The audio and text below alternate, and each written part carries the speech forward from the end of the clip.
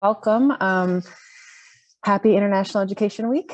I'm so glad to be here today to kind of share a little bit about the Global Leadership Initiative and more importantly, for the students to share about their experiences. I think you were promised a panel of students and you're going to get me first. So my name is Jean Loftus. I'm the director of the Franke Global Leadership Initiative.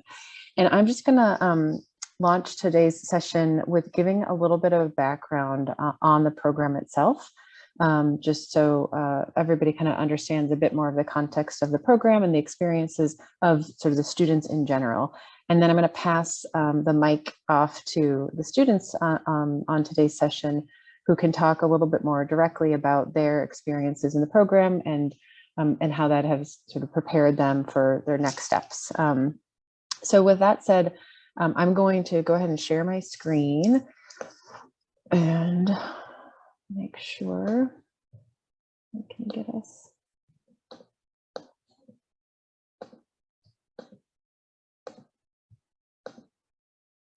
Okay, can everybody see that? All right, great. Okay, so just for a little bit of background, so this is the Franke Global Leadership Initiative is the name of the program that hosts a certificate for students, an undergraduate certificate for students, a certificate in global leadership. And this is a credential that really kind of complements every major on campus. You'll see we've kind of got a diversity of majors represented on today's session. And we really do attract students from nearly every major across campus. And that's really important to us because we really want to bring in those diverse perspectives to think about these big global challenges that we're facing in society and making sure that we're bringing that different ways of thinking to these issues. And so one of the ways we organize this program is around something we call global themes. You can see the font in maroon there, that represents our 5 global themes. And this is kind of our attempt to organize the world's big challenges into these broad areas of focus. And so the students in the program end up selecting a theme sort of to focus for their global leadership pathway. And the font in gray there provides just a smattering of examples of some really still very big challenges that relate to any one of those thematic areas. So a student might end up, really caring a lot about inequality, human rights, and they're going to sort of focus their interests around issues with poverty, for example, or public and global health with a focus on sort of mental health issues. So one thing I'll say that I think is what matters a lot to us in this program is that this isn't just sort of an international relations program. We do live in a world of nation states, and that matters. And that perspective is often brought into to the students' thinking. But we really want to make sure that students are thinking beyond just sort of national boundaries. A lot of these big global themes and global challenges that I just had on the last screen really transcend boundaries, and they could be national boundaries, but they could be cultures or economies or geographies or ecosystems. And this global context, really does matter when we're talking about these big things. And so students in the program are really thinking about these issues in their contexts. There's lots of contexts to consider, right? These cultural contexts or geographic contexts, historical contexts. But also bringing in those diverse perspectives, right? So not just thinking through the lens that they bring to the table. And that could be bringing in different cultural perspectives or international perspectives or just sort of different identities, right? And then the other piece that we really want students to be thinking about is there's some really complex interrelationships that relate to these big global challenges. And that could be across sort of scope or sector. So there's lots of, and you begin to peel back the onion of these challenges and you find that they're really intertwined and there's lots of different components to consider. And then ultimately, we really want students to be applying this knowledge and designing solutions. And that really speaks to kind of the applied component of this program that I'll talk about in a bit. So the program is designed in a 4-year experience. The students join the program as incoming freshmen. They go through the 4 years together. In their very first year, they're really exploring some of these big global challenges. So very first semester, they're in a small sort of seminar style course, discussion-based course. The titles on the screen kind of give you a sense of what some of the seminars in the past have focused on. You can see there's a big diversity around, anything from refugees to climate change, to diplomacy and women's rights. So, and there's many, many more classes that have been offered by faculty from across our campus who engage in these courses and teach these really interesting topics. You can see in one of those pictures, the big checks, that's a class where we actually are able to give $10,000 in cash out to local nonprofits that are working on some of these big global challenges in a very localized way. The second year of the program focuses on leadership. And so we really want our view of leadership is really thinking about kind of leveraging those individual and team strengths towards a common goal, which kind of speaks to the sort of culminating experience in our program where students are working in teams to kind of develop and implement a project towards that common issue that they're trying to address. And in that second year, there's a leadership retreat. That's a full day retreat, a leadership course. That's a semester-long course. And we also have some kind of networking opportunities where we give the students a chance to connect with some of the international students and scholars who are engaged in our campus, and many of whom might be leaders in their home country that are working on some of these issues. And so that the second year really focuses on sort of leadership holistically. The third year of the program is what we call the beyond the classroom experience. So we want students to kind of get out there and experience the world. And that could be done right there in Missoula. It could also be done anywhere around the world. And so you can see a lot of examples on the screen of different types of experiences students can pursue, from internships to study abroad. And we do give some scholarship funding to help support these experiences. Often studying abroad requires a little bit of extra money, right, to get that plane ticket and to pay for that international health insurance and your visa and passport. But there could also be real costs with taking like an unpaid internship in lieu of a paid job. And so often these experiences can be a little bit out of reach for many students because of those additional costs. And the Global Leadership Initiative really tries to even the playing field and making sure that we can provide some scholarships to offset some of those additional costs. And the Franke family, for which the program is named, has generously donated a lot of money to help support students directly in those scholarships. And so the next few slides, I'm just going to show you some examples of what some of our students have done. You'll hear more of that directly from the students in a moment, but just to kind of give you a broad swath. Erica did an internship in DC, and the focus of these internships or beyond the classroom experiences, as we call them, they need to tie back to the global theme that the students select. And so you can see this Erica's experience directly tied to culture and politics. She's working with Senator in the US Congress and focused in DC for the summer. Bella did a field experience in the Colorado Plateau, and her global theme was focused on resources and sustainability. Sophie did an international internship in Uganda with a focus on public and global health. Taylor did a study abroad experience in Brussels, Belgium, focused on inequality and human rights. And Elaine studied abroad in Austria with a focus on technology and society.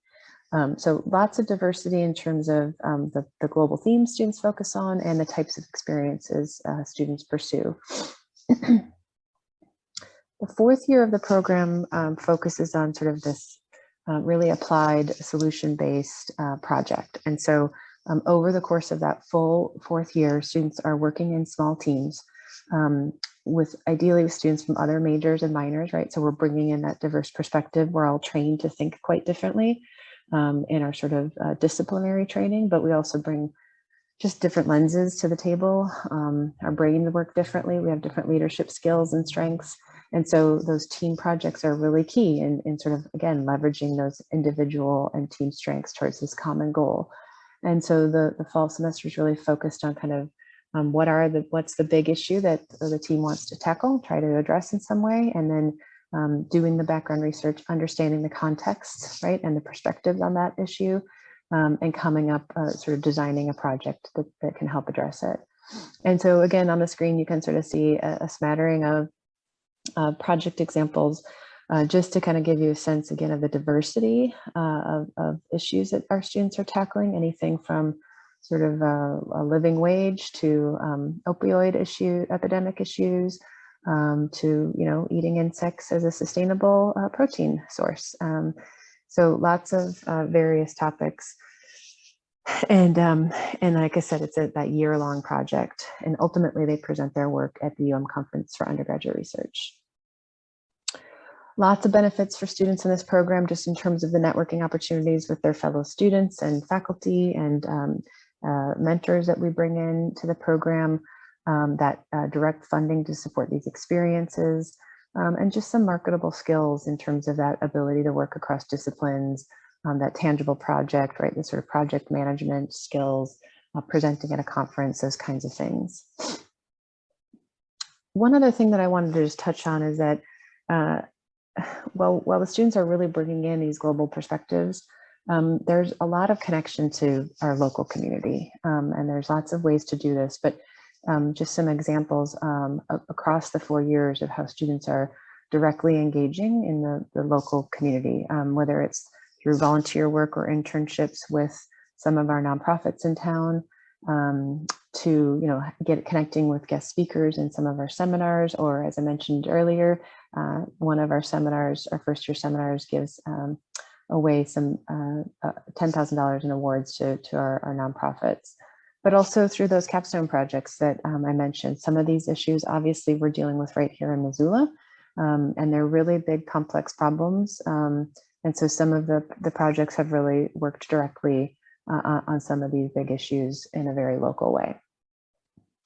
But also the fun thing is that these projects really do have a worldwide reach. And so again, the students are bringing in research and perspectives and context from all over the world when they're doing the projects and doing the background work.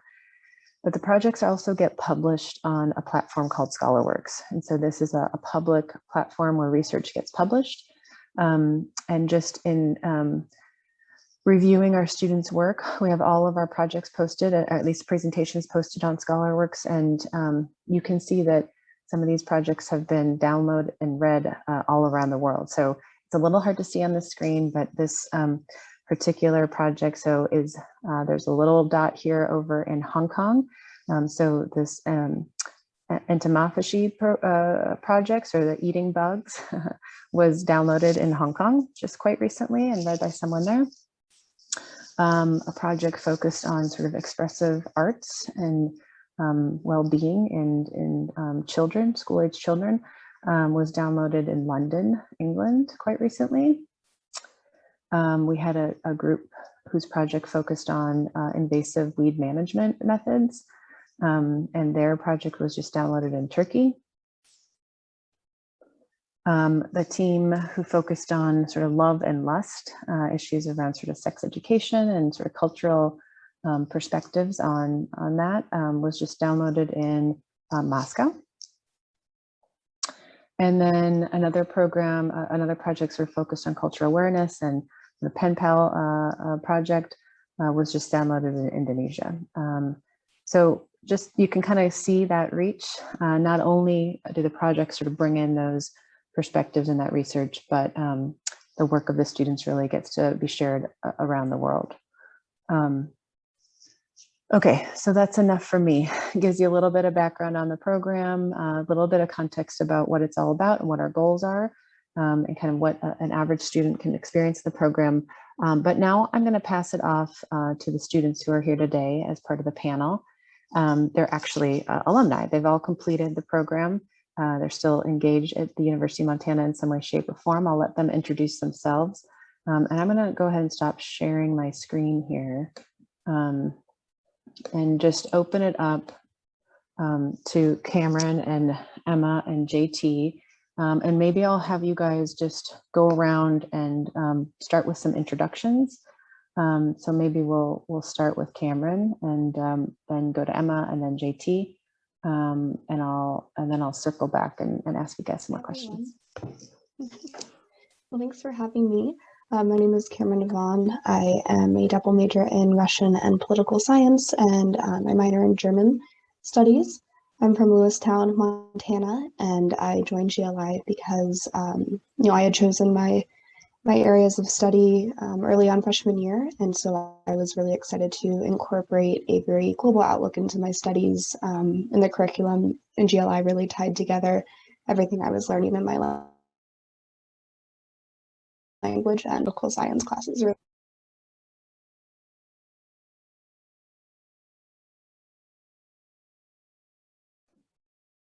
Emma?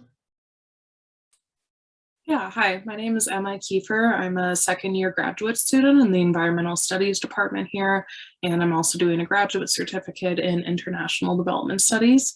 I did my undergrad at UM2 with majors in Environmental Studies and Political Science, and a minor in Climate Change Studies, Peace Corps Prep Certificate, and a GLI certificate. I'm from Bend, Oregon, and while I definitely joined GLI for the opportunity to study abroad, I also wanted to kind of get a jump start on an international career, and I wanted to really look beyond the US for a future. And I've always been interested in geography and stuff as a child, so I was always interested in learning about the rest of the world from a young age. And I also wanted to gain leadership skills and just learn more about international challenges and issues. Thanks, Emma. JT. Hey, I'm JT Vineyard. I'm originally from Hamilton, Montana. I'm in my 5th year right now in my undergraduate. I just completed the program last year. I'm a major in music composition, and then I also do a minor in media arts, and then I'm also getting my certificate in entertainment management along with this global leadership certificate. I originally chose GLI, like many other people, to get that study abroad experience, but then I slowly realized it kind of was leading me to an international career in music, which was super cool. I really wanted to develop more of cultural music outside of traditional Western teachings that we get in universities in the US. And I think just ever since I started the GLI program freshman year, it's just been opening new doors and kind of discovering what I want to do in the future with music. Great. Thanks, guys. So I am more than happy to sort of open this up to the audience for questions. So anyone feel free at any point in time to kind of interject and either add questions to the chat or raise your hand or unmute yourself. I do have some questions that I sort of prepared for the students to be thinking about. So I'm going to go ahead and sort of work our way through those. But again, at any point, this is an informal conversation, so feel free to chime in and ask questions and interrupt at any point in time.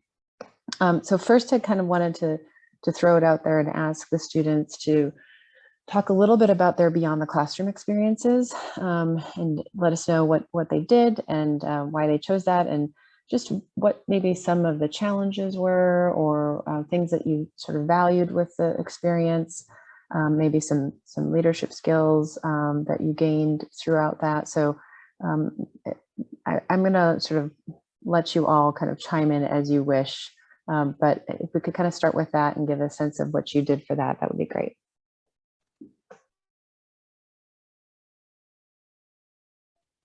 So I studied abroad in Bishkek, Kyrgyzstan, fall semester 2019 with a Russian study abroad program called SRES. And the program was focused on Central Asian studies and Russian language studies, and we got to travel around the region. That was included with the program. So the language immersion was definitely a challenge, but it fit well into my global theme of culture and politics.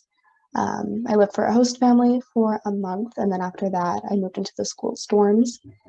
So navigating just everyday life in a very different culture in a language I wasn't fluent in was another challenge, but also ended up being very valuable and really increased my confidence in myself and my ability to deal with.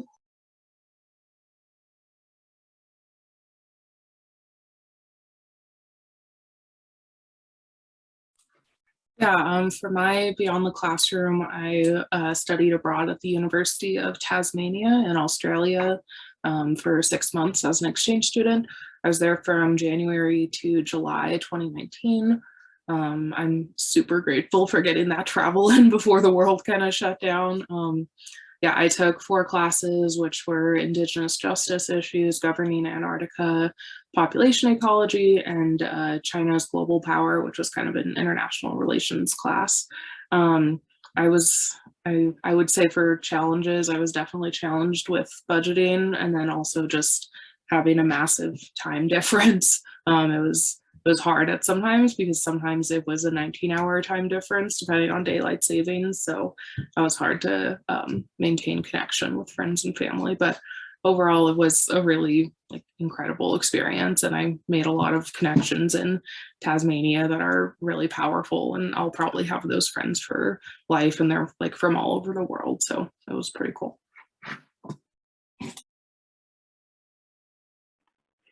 So I did my Beyond the Classroom experience at the University of Waikato in Hamilton, New Zealand. It was a fantastic experience. I originally went over there with 4 classes in mind. 2 of them were music classes. One of them was continuing my composition work, and then the other one was doing lessons with the bassoonist in New Zealand, which is great. And then I also enrolled in a decolonization Indigenous studies class, which ended up being probably the most rewarding class I took there. I originally started with the idea of the technology and society kind of side of my global issue. And then I got there and realized that the technology class that I was in just really wasn't fitting me or kind of the research I wanted to do on there. So I kind of shifted gears more towards the cultural and politic kind of side of things. And I started studying more in depth, Indigenous music and decolonization with music specifically, and how westernized music has really influenced education today, and that we're just losing a lot of essential sources of music, from Indigenous cultures and stuff that we could be learning. I was there from February to July, August-ish of 2020. So obviously I was there in the depths of COVID. I did a lot of work initially to just try and stay there. That was probably the biggest challenge. I had a lot of people advising that I come back home. And I had this gut feeling that it would have been safer to just stay there, and I'm really glad I did, because I ended up having a great experience no matter kind of what happened during that time.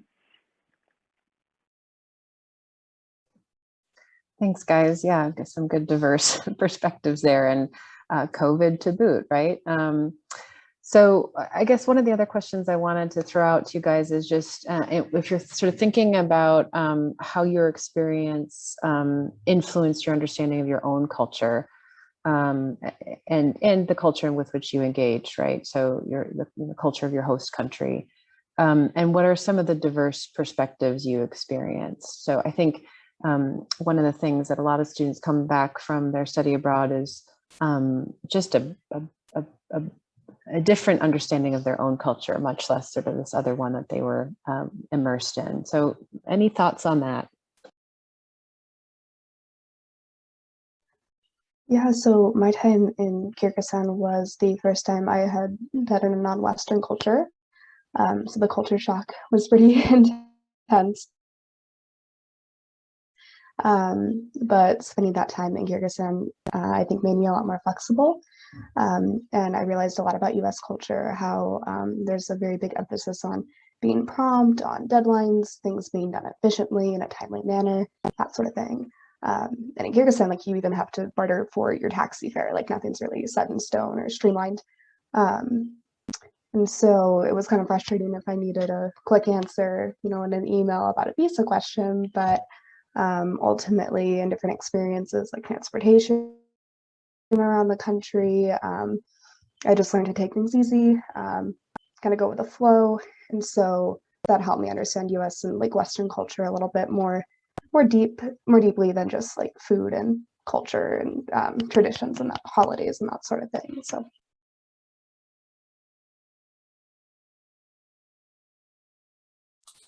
Yeah, I think for me, kind of some of the leadership skills I think I developed was just self-confidence, and I think that that's a really important skill, but also being able to be willing to ask for help. It wasn't the first time I traveled internationally alone, but because I went to Vietnam in 2017 alone, and that was terrifying, but this one was not as bad. But yeah, I think the whole experience just made me really aware of how other people view Americans, and I was one of the only 2 students from going to Tasmania.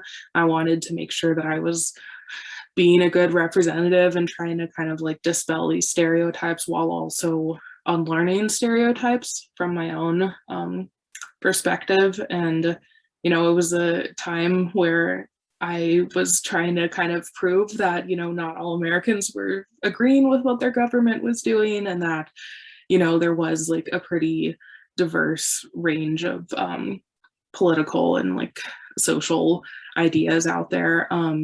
But I also think that people kind of had I don't know, like a royalty view of the US, and I think I kind of talked that down a little bit, but just I think people were shocked to hear about like the problems we have with like gun violence or food insecurity or poverty, and it was kind of a change of what they'd heard in the media and kind of what they've seen. So yeah, and then I think in terms of like Australian culture versus US culture, I think they're very similar in many ways. You know, they're both former colonies with a poor history of treating their indigenous peoples, but a lot of the differences I saw were in just like pace of lifestyle, what people valued.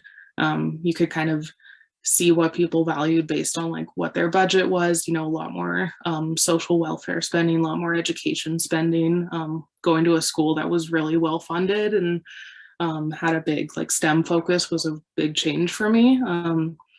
But yeah, overall, I do love like Australian culture, and I think it's really interesting, and there's just so many diverse perspectives and like a huge international and immigrant population. And then there's also just, you know, the natural landscape, and there's like incredible ecological sites all over the country and all these like incredible UNESCO World Heritage sites. So.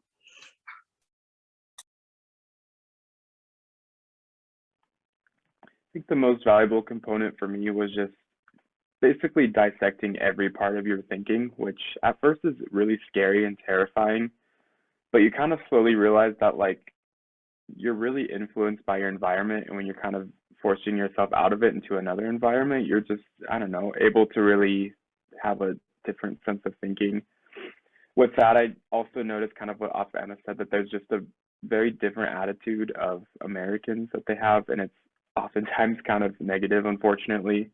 In the arts world, especially, they have this attitude that Americans are very centric about their arts cultures, and kind of with that is an erasure of like other music types, you know, East Asian music, indigenous music, and such.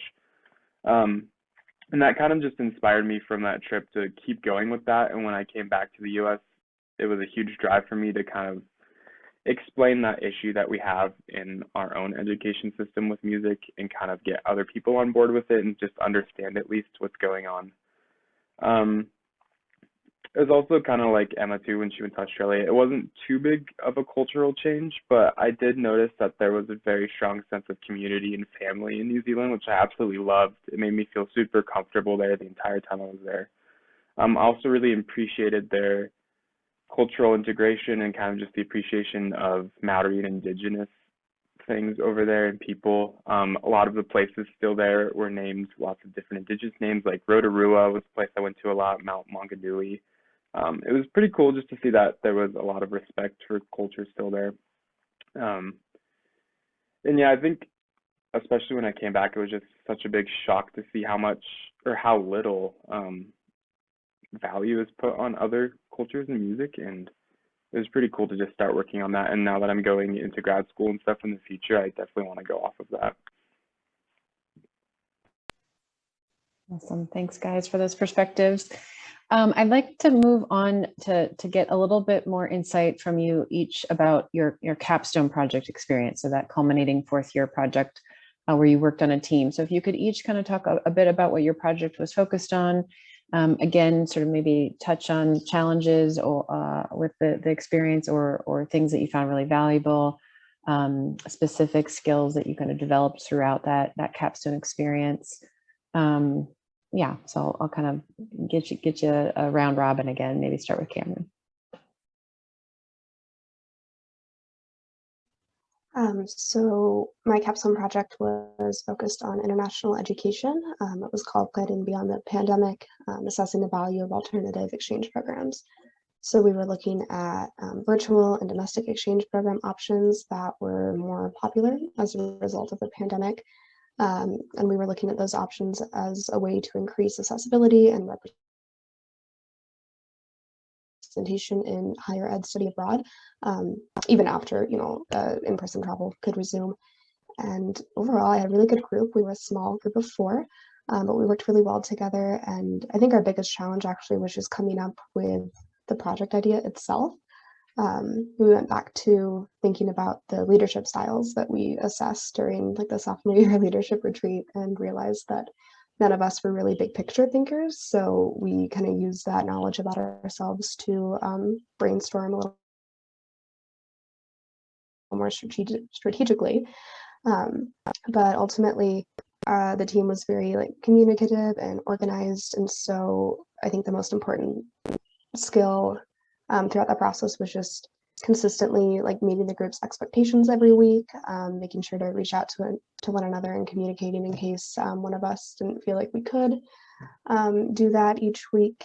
And something really helpful that we did for our project was just set aside an hour each week outside of our meeting with our mentor that we could use to either meet on our own, do interviews or anything that kind of came up on our timeline.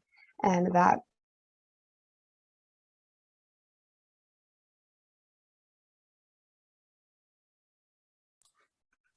Yeah, for mine, my capstone was a project that studied student groups and views on sustainability from individual and collective stances.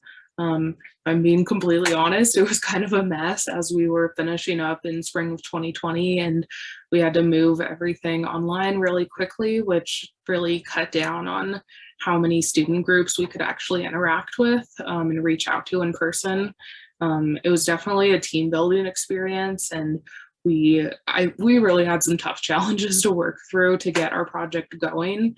I think we kind of started with outcomes rather than goals and we kind of I think people started with like, oh yeah, I want to do a podcast or I want to do a short film, whereas we really needed to be looking at like, okay, what's a problem that we want to solve, and like it definitely set us off schedule for the first month or two, but once we got going, I think it was a really powerful experience to kind of learn how to work with a team like that and work with all these different like interdisciplinary views and kind of different opinions, and working out differences or tensions between group members and getting everybody to work together, just like dividing up tasks and giving homework assignments and staying on schedule. I did find it really valuable to work with these other students in interdisciplinary roles because I think academia tends to kind of silo people away, and it's really important to get these interdisciplinary experiences because that's how the real world is. So yeah, aside from all of our like project planning and implementation and getting these surveys out, doing the lit review and all that, I think it was just great to have kind of that support system there, especially when we were all kind of losing our minds because everything was going online and the world was ending. So yeah, it was a challenging but worthwhile experience. So our capstone project was basically around COVID-19 and like researching the mental health effects that it has on people. Initially, we had a really big group. I think we had 8 people in my group. It was very hard at the beginning to just to figure out what we were gonna do, how we were gonna delegate tasks to each other. I mean, we were representing almost every major at school, from like music to filmmaking to sociology to forestry. So it was like really hard to initially kind of figure out what we wanted to do and how to each represent the component of the like research. But it came along really well once we kind of just discovered what each of our strengths were leadership wise. It took off. It went great. We conducted a ton of surveys through the university and through people internationally as well. Conducted interviews too, where a lot of us interviewed people from the study abroad experiences that we had before that, and then other people that we knew. And it was great because we were able to compile that data and send it off to the administration and university and give some great suggestions that kind of helped get through the later part of last semester and also going into this year.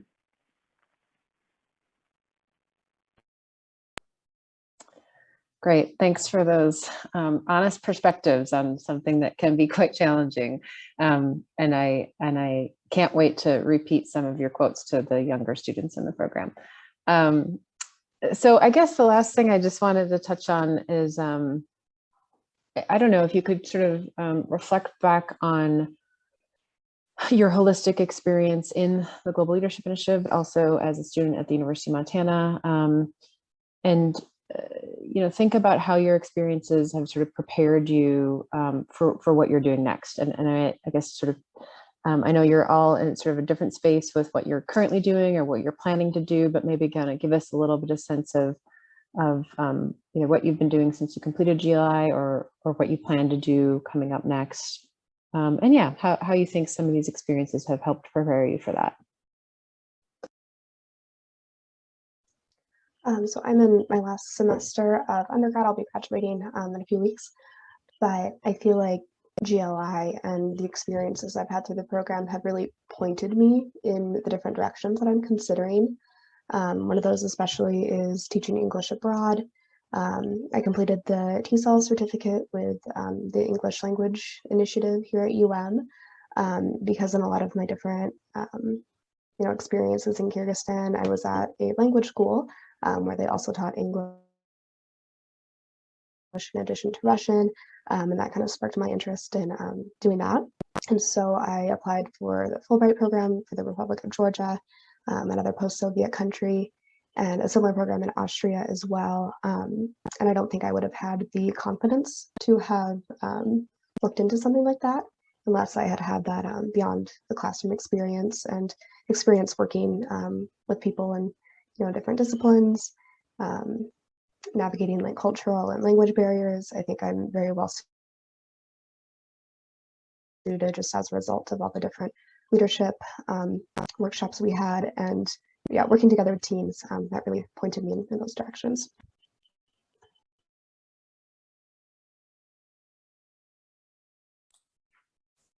Yeah, since I finished GLI, I decided to go directly into grad school, and that was basically because I didn't want to just like stay home and do nothing. But now I'm working on my professional paper and studying environmental racism and immigration justice at the US-Mexico border, and I was able to continue my involvement on campus as an ASUM senator, where I totally think that my self-reliance, but also my teamwork skills came into play, and I'm doing a lot of work across dozens of different committees, and the experiences in GLI, even though they could be challenging at times, they really, really helped me just prepare me for this role and propel me forward, and give me the confidence to do a lot more advocacy work for students. And while I don't know what I'll be doing after I graduate, I do feel much more confident than I did as a freshman, and just like having these life experiences and going through these different struggles has just helped me grow as a person, and it's a good thing to see, and I think it'll probably carry me into some fun stuff in the future. So.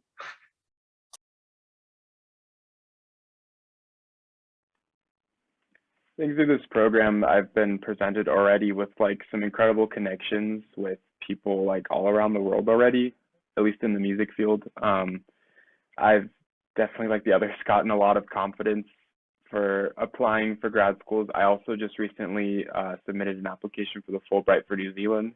I feel like it was a pretty strong application, and I know that without the experience from GLI and kind of that confidence I've gotten through the 4 years of seminar trainings and the experience and such, I definitely probably wouldn't have even put in that application.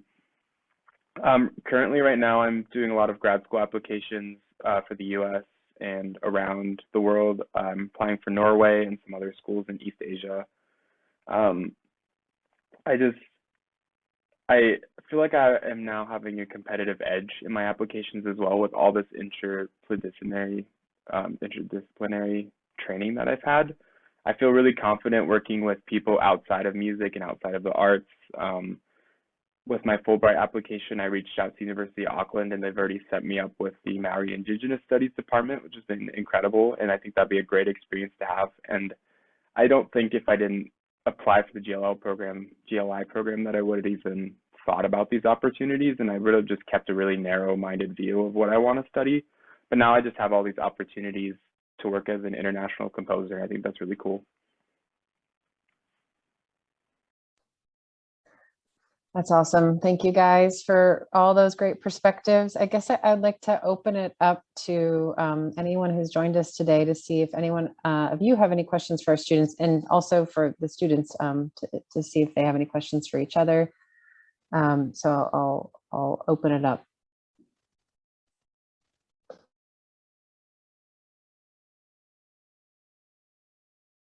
Okay, it looks like Donna's got a question in the chat. She's asking, who are your biggest role models?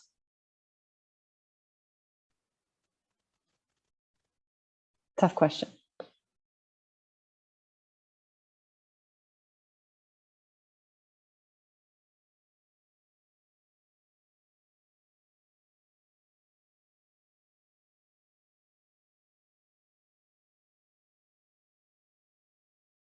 It can be your mom.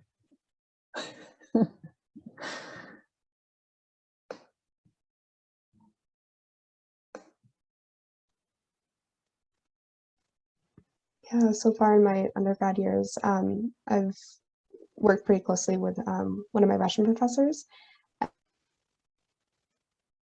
and she's known me since freshman year. I've almost consistently taken a class with her each of these last 4.5 years, and she's always very encouraging about applying for things. Even before like GLI and my Beyond the Classroom experience, I was always very hesitant. You know, that imposter syndrome kind of gets to you, and just having someone who like knows your work, knows what you're capable of, pushing and encouraging you to do things is really, really an important person to have in your life. So. Yeah, for me, I'd probably say my advisor throughout undergrad and also grad school, Dan Spencer. He's like my favorite professor of all time, and he's just really passionate about student success and like really just obviously cares about students. And it was really great to just like have someone kind of through me with all these you know, challenges, and kind of just there to support me and like give me trust that they knew what I was doing and that I knew what I was doing. And yeah, he's just a great advocate for students, and he's really like stood up for me in times where I've really needed like an adult in the room to help me out. So it's been great to have that relationship, and this is his last year on campus, so I'm kind of glad that I ended up doing grad school at this time, so I didn't get to miss out on having him as an advisor. But yeah, he's just wonderful, and definitely one of my favorite mentors. And will be missed at the university for sure. I'd say probably my biggest mentor so far in my undergrad has been my composition professor, Dr. Costers. He came halfway through my sophomore year. At that point, I was pretty over music. I was very dejected about how intensive it was and how hard it was to kind of just get a career in music. But he really was one of the few people who actually pushed me to continue with my global studies and to kind of expand my knowledge outward. Unfortunately, when I first was doing the GLI program, I got a lot of pressure from people and some of the professors even, which is kind of sad, to, you know, get out of GLI, that it's not conducive to my education, that it's not going to help me get anywhere. But I mean, with his help and with the program, I just was open so many opportunities, and I just found that it was so much more valuable, at least to myself, to start studying arts internationally and look with a global perspective instead of just keeping it very narrow-minded and maybe just settling on like an education career in Montana or something like that. He's always been pushing me since he first started being my professor, and now I'm just at a great place right now where I'm confident in applying for really good schools, presenting great works, having a recital upcoming that I'm really confident about. And yeah, I couldn't have done it without his help.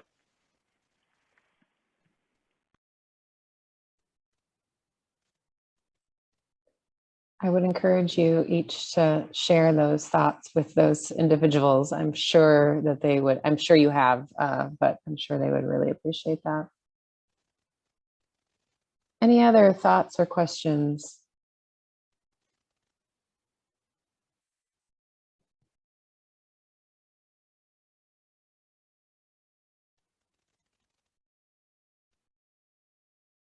Yeah, well, thank you all. Thanks for coming today and learning a little bit more about the program and students' experiences. But a huge thanks to Camryn and Emma and JT for taking the time to come today, but also just really reflect back on your past experiences and how that's going to influence you going forward. So it was great. It's always great to hear directly from students. So thanks everybody for your time. And happy International Education Week. Yes, thank you so much. Thanks.